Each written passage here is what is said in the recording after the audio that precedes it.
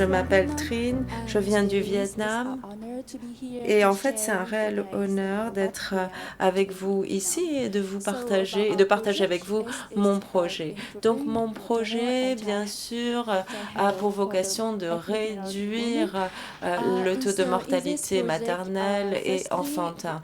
Dans un premier temps, et ça a été les postulats de mon projet, comme vous le savez, au Vietnam, l'objectif justement est d'avoir, par exemple, beaucoup plus de services au niveau maternel.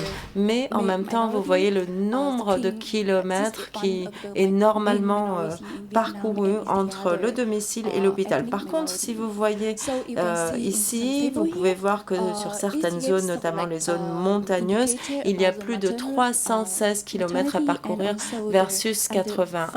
Ensuite, vous avez d'autres chiffres, le niveau de mortalité entre King, qui est également une ville voisine, et ses populations minoritaires. Et vous voyez, il y a des barrières géographiques, mais également économiques, et également des barrières linguistiques. Donc, comment avoir accès à ces hôpitaux? Bien sûr, c'est une réelle problématique. Comme vous le savez, si l'on arrive à promouvoir la communication, en règle générale, ce sont des informations sur papier et très peu de communication.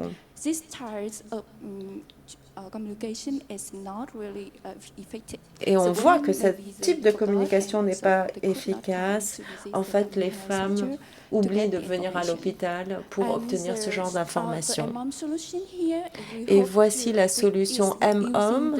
Nous avons pour espoir d'utiliser par exemple, ces solutions et essayer d'atteindre justement les mères qui sont dans ces populations éloignées, avec des systèmes innovants. Donc, en gros, l'idée, c'est justement de mettre en route une phase pilote et également avoir de la formation et des logiciels. Nous utilisons par exemple des SMS et donc nous fournissons des informations aux femmes grâce aux SMS. Deuxième possibilité, c'est justement ces études de faisabilité pour essayer d'en savoir un peu plus au niveau du contexte, les impacts également des interventions et des actions. Ceci, bien sûr, inclut un travail sur le terrain, mais également des évaluations à court et à moyen terme, et finalement, ces études d'intervention. Il faut également défendre les politiques et également étendre la e-santé. Donc, dans ce sens, nous sommes tout à fait chanceux. Pourquoi? Parce que le ministère de la Santé a décidé justement de nous aider et de nous aider à mener ce projet et ces programmes. Et dernière mission, c'est justement de construire cette capacité, ces compétences. Par exemple, nous menons des programmes de formation pour les professionnels de la santé qui travaillent justement dans ces hôpitaux, dans ces maternités. Aujourd'hui, je vais vous parler de ce programme MCHIC et en quoi ça impacte. Comme vous pouvez le voir ici, j'ai un tableau qui explique les différentes étapes. Tout d'abord, il faut essayer de voir quels sont les systèmes existants. Dans ce projet, nous avons développé justement ces informations pour les mères et pour les enfants. Encore une fois, on essaye d'envoyer des SMS pour justement avec un code unique d'identification. Nous essayons par exemple de donner un certificat et également pour tout ce qui est soins prématernels et ensuite une fois que l'enfant est né. Pour faire en sorte que ce modèle fonctionne, il faut également impliquer des professionnels de la santé et également bien cibler les populations. Tout d'abord, les jeunes couples, les femmes enceintes, les nouveau-nés et également leurs mères. En gros, ce système va envoyer, par exemple, des informations par SMS aux femmes. Et ensuite, les systèmes nous envoient également des SMS. L'idée, c'est justement de créer cette interaction et les gens disent, voilà, alors je ne vais pas rentrer dans le détail, mais c'est un système de questionnaire ou de questions qu'on leur envoie. Par exemple, est-ce que, par exemple, vous avez été à votre visite médicale, la femme doit répondre à cette question. Si la personne dit non, dans ce cas-là, il y aura des informations qui est dans le sens de la prévention. Et c'est vraiment une interaction entre les professionnels de la santé et la mère.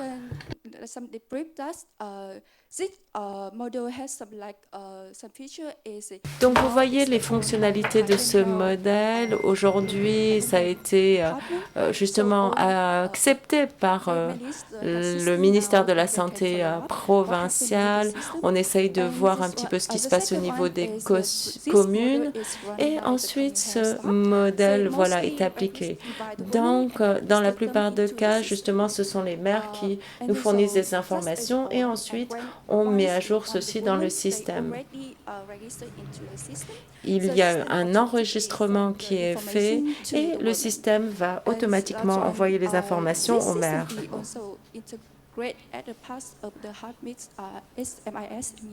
Donc l'idée, c'est vraiment d'avoir ces SMS en continu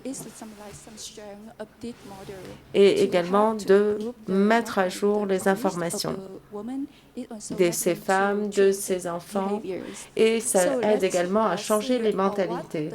Donc on va voir en gros en quoi ce modèle et quel est l'impact de ce modèle. Donc comme je vous l'ai dit, nous avons également suivi des études et les évaluations. Donc qu'est-ce qu'ils disent? Ils disent qu'aujourd'hui, ces femmes ont plus de connaissances sur les risques.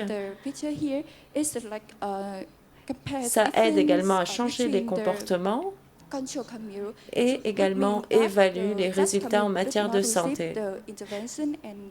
On arrive également à comparer les groupes qui n'ont pas fait partie de ce programme par rapport aux personnes qui ont suivi ce programme. Et on voit l'impact et les résultats positifs. Donc, on a des indicateurs de performance. On voit que le site Internet aide beaucoup.